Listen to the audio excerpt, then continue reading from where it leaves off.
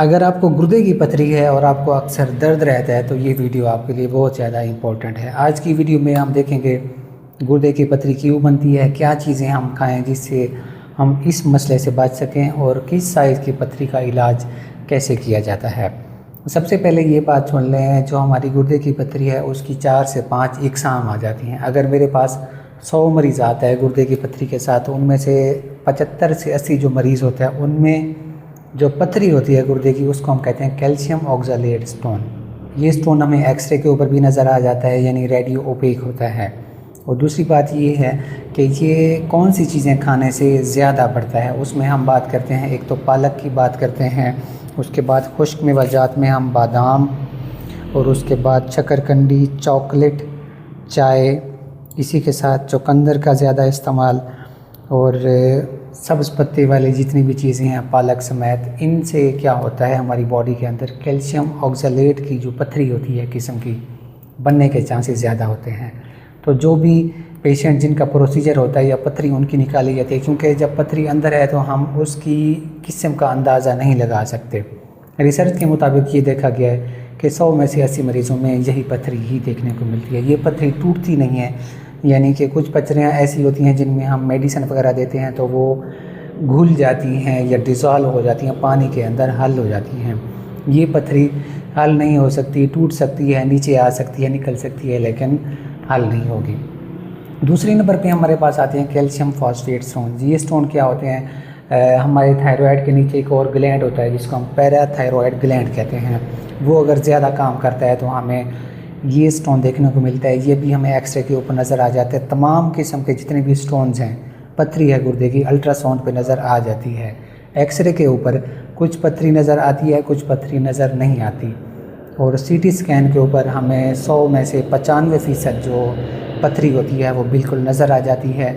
और gold standard यानी सबसे बेहतरीन जो टेस्ट है गुर्दे की पथरी के साइज़ वगैरह को देखने के लिए वो है non contrast CT scan KUB, kidney, ureter और ब्लैडर का CT scan without contrast. Contrast mean जो टीका लगा के फिर हम सीटी स्कैन करते हैं वो नहीं लगेगा, प्लेन हमारा सीटी स्कैन होगा। उससे हमें सही तौर पर अंदाज़ा होता है कि पथरियाँ कितनी हैं, क्या साइज़ है, क्या सूरत हाल है। अब तीसरे नंबर पे हम बात करते हैं यूरिक एसिड स्टोन की। यूरिक एसिड स्टोन कौन सी चीज़ें ज़्यादा खाने से बनते हैं वो पहले सुन लें। उसमें हम बात करते हैं कि जी आप अगर कलेजी बहुत ज़्यादा खाते हैं, गुर्दे खाते हैं, बड़ा गोश्त यानी बछड़े का गोश्त ज़्यादा खाते हैं, मटन ज़्यादा खाते हैं, इसी के साथ मछली ज़्यादा शौक़ से खाते हैं, ख़ास तौर पर जो हमारे पास सार्डीन्स मछली है या ट्राउट है, जो छोटी मछली होती तो बहुत मज़े की है, लेकिन ये है कि उससे हमारे यूरिक एसिड स्टोन बनने के चांसेस ज़्यादा होते हैं। इसी के साथ हम श्रिम्प की बात करते हैं, शेलफिश की बात करते हैं, वाइन, शराब वगैरह जो लोग पीते हैं उनमें इस पथरी के होने के चांसेस ज़्यादा होते हैं। और इसी के साथ दुम्बा कढ़ाई और कलेजी वगैरह ये चीज़ें भी क्या करती हैं, हमारे यूरिक एसिड स्टोन को ज़्यादा करती हैं। ये स्टोन ऐसा स्टोन है जो हल हो सकता है। इसमें हम क्या करते हैं, जो हमारा पेशाब है, छोटा पेशाब है, उसको हमने, वो एसिड होता है उसको हमने थोड़ा सा अल्कलाइन करना होता है, जिसमें हम मुख्तलिफ मेडिसन देते हैं, पोटाशियम सिट्रेट बेस्ड मेडिसन देते हैं। तो उससे क्या होता है कि उस पथरी के जो हिस्से होते हैं, अज्जा होते हैं, वो उसके साथ हल होके मिक्स होके पानी की सूरत में बाहर निकल आते हैं। ये वाहिद पथरी है जो बिल्कुल घुल जाती है और ख़त्म भी हो जाती है। उसके बाद हम बात करते हैं स्ट्रोवाइड स्टोन्स होते हैं या स्टेगोन स्टोन्स होते हैं। ये बहुत बड़े बड़े होते हैं और इनमें से भी कुछ पथरियाँ ऐसी होती हैं जो बाहर घुल के निकल सकती हैं, कुछ नहीं निकलती। इसी में हम सिस्टीन स्टोन्स की बात करते हैं, वो थोड़े बहुत घुल जाते हैं, लेकिन जो स्टेगोन स्टोन्स होते हैं वो टूट जल्दी जाते हैं, लेकिन बाहर यानी घुलने वाला उसका कोई सूरत हाल नहीं होती। अब हम बात करते हैं कि अगर हमारे पास पथरी हो गई है, सबसे पहले तो हमें नहीं पता चलेगा कि हमारा कौन सा स्टोन है। सबसे पहले हमने करना क्या होता है, अलामात की बात करें तो जब भी गुर्दे का दर्द होता है वो साइड से होता है, फ्लैंक पेन होता है, राइट साइड पे हो सकता है, लेफ़्ट साइड पे हो सकता है, आगे की तरफ जाएगा।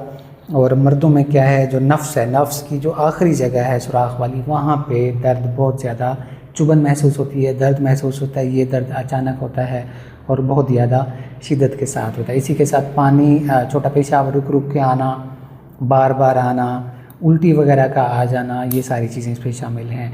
फीमेल्स में भी दर्द ऐसे ही होता है, उनको जो है ना पेट के निचले हिस्से में दर्द होता है, यानी दर्द आता यहाँ से है लेकिन वो भी आगे की तरफ ही जाता है। उल्टी क्यों आती है? बहुत ज़्यादा जब शदीद दर्द होता है तो सर दर्द भी हो सकता है, साथ में उल्टी भी अक्सर पेशेंट्स में देखने को मिलती है। अब बात करते हैं कि जी मरीज़ को ऐसी अलामत हुई, उसने कहा कि मुझे हो सकता है, या डॉक्टर ने मशवरा दिया कि जी आपको पथरी हो सकती है। उसमें हम सबसे पहले क्या करते हैं, एक तो ये है कि जो उस वक्त पेशेंट हमारे पास आ रहा है उसको अगर इन्फेक्शन हुआ है साथ में, उसको हमने ठीक करना है, उसके दर्द को ठीक करना है। जो बाकी इन्वेस्टिगेशन हैं वो बाद में होंगी, उसमें हम अल्ट्रासाउंड करते हैं, उसके बाद पेशाब का टेस्ट भी कर लेते हैं कि इन्फेक्शन बहुत ज़्यादा तो नहीं आ रहा, या बाज़ औक़ात जो खून है वो आ रहा होता है, क्योंकि पथरी जहाँ लग रही होती है खून आता है तो उसकी वजह से भी बहुत ज़्यादा प्रॉब्लम क्रिएट होते हैं। साइज़ का अंदाज़ा हो जाता है, एक्सरे है, उसके बाद कुछ जो पथरियाँ हैं वो हमें स्टोन के ऊपर अल्ट्रासाउंड के ऊपर नज़र नहीं आती। किसकी वजह से?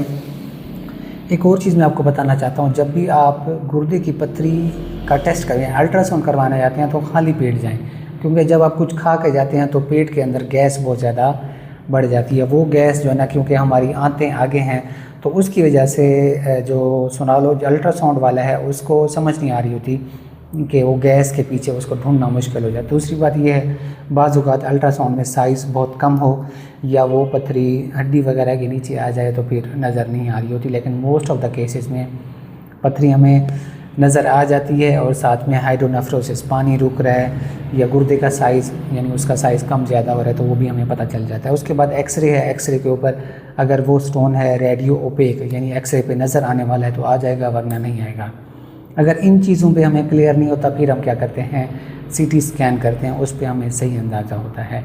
अब जी इलाज की बात करते हैं कि पथरी है, हमने इलाज कैसे करना है।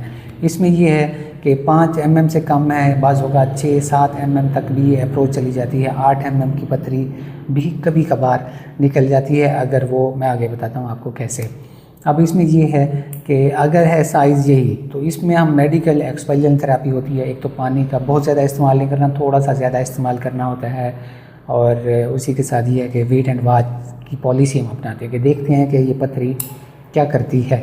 कुछ हम साथ में मेडिसिन देते हैं, वो क्या करती हैं, हमारी जो पेशाब वाली नाली होती है गुर्दे के बाहर से निकलती है जिसको हम यूरेटर कहते हैं, उसको थोड़ा सा रिलैक्स कर देती है, वो खुल जाता है।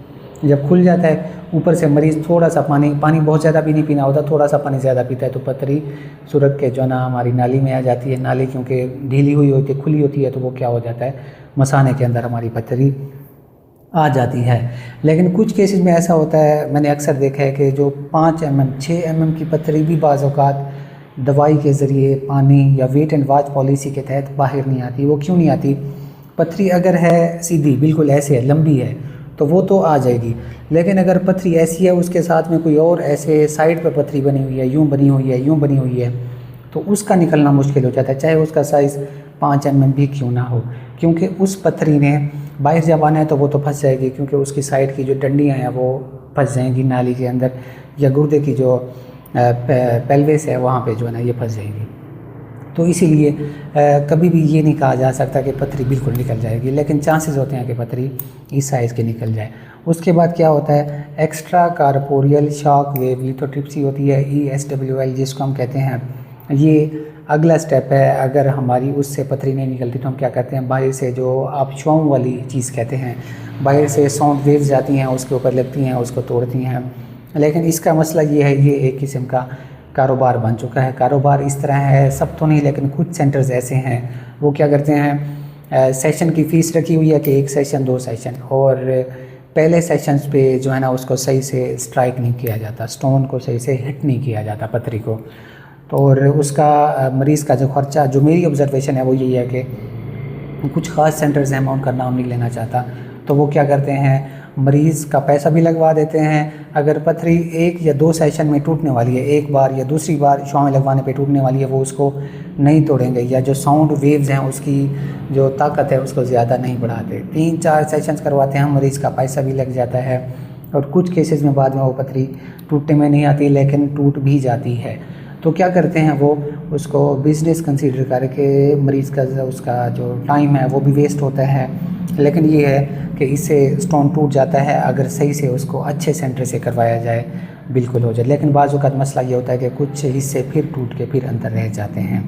तो ये तो अगर हम ऑपरेट भी करते हैं तो उसमें भी इसके चांसेस होते हैं, लिहाजा इसको कोई मसला नहीं समझा जा सकता। उसके बाद अगर स्टोन है, पत्थरी है हमारी नीचे, या उसका साइज़ ज़्यादा है, 10 mm से ज़्यादा है, 15 mm है, 20 mm है, 25 mm है, वो तो जो बहुत ज़्यादा की पत्थरी होगी वो नीचे नहीं आएगी। यानी कि आप मैक्सिमम ज़ोर लगा लें, आपकी जो पत्थरी है 16 mm, 17 mm, 18, 20 mm की हद वो आ जाएगी कहाँ पे, नाली के अंदर आ जाएगी, यूरेटर में आ जाएगी। लेकिन जब यूरेटर में आएगी तो वो फंस जाएगी, उसने नीचे नहीं आना, और नीचे आएगी भी सही तो बहुत ज़्यादा इतना यानी कि पेन करेगी कि मरीज़ कहेगा बस इस पत्थरी को निकालो, कुछ ना कुछ करो, क्योंकि इतनी बड़ी पत्थरी का नीचे आना बहुत मुश्किल है, छोटी मोटी निकल जाती है।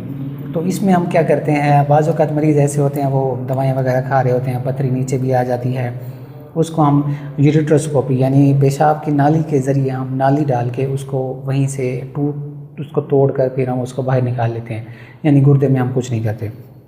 अगर है वो ऊपर यानी गुर्दे के अंदर है या नाली के ऊपर वाले हिस्से में है तो फिर हम PCNL करते हैं। PCNL क्या होता है, इसमें हम एक बर्मे वाला इसको ऑपरेशन भी कह सकते हैं, छोटा सा सुराख होता है वो हम पीछे से करके क्या करते हैं, एक नाली अंदर क्रॉस करते हैं, कैमरे के ज़रिए हम उस स्टोन को तोड़ते हैं, क्रश करते हैं, पानी का प्रेशर होता है तो उसको हम बाहर निकाल लेते हैं उन टुकड़ों को।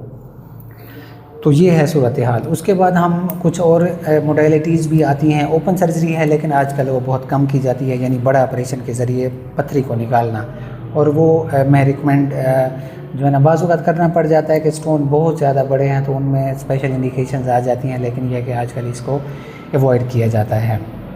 छोटी पत्थरी आपकी निकल जाएगी, बड़ी पत्थरी है वो आपको तंग करेगी। अगर वो ऊपर है तो क्या होगा, या तो आप शुआएं लगवाएंगे या PCNL करवाएंगे, और नीचे है तो आप URS करवाएंगे या यूरेट्रोस्कोपी करवा के उसको मसाने यानी पेशाब वाली नाली के ज़रिए बाहर निकलवाएंगे। अब इसमें चांस होता है कि अगर आपका पत्थरी एक बार हो गई है तो 50%, 100 में से 50 मरीज़ों में ये पत्थरी दोबारा होने के चांसेस ज़्यादा होते हैं। तो जो चीज़ें मैंने आपको पहले बताई हैं कि आपने ये चीज़ें इस्तेमाल नहीं करी अगर आपको पत्थरी है, और फैमिली हिस्ट्री अगर है तो पत्थरी होने के चांसेस ज़्यादा होते हैं। नेक्स्ट वीडियो में हम ये देखेंगे कि गुर्दे की पत्थरी के मरीज़ कौन सी चीज़ें खा सकते हैं और कौन सी चीज़ें नहीं खा सकते। शुक्रिया, अल्लाह हाफ़िज़।